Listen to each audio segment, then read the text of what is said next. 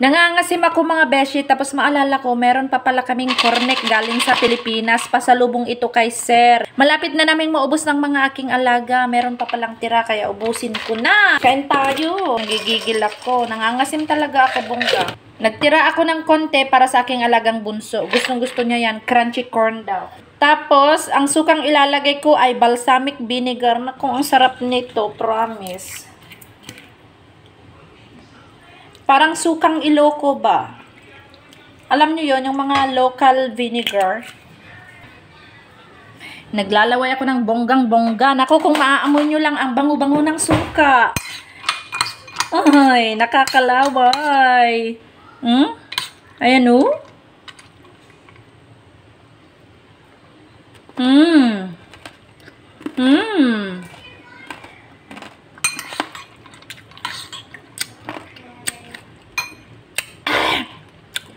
Ang sarap.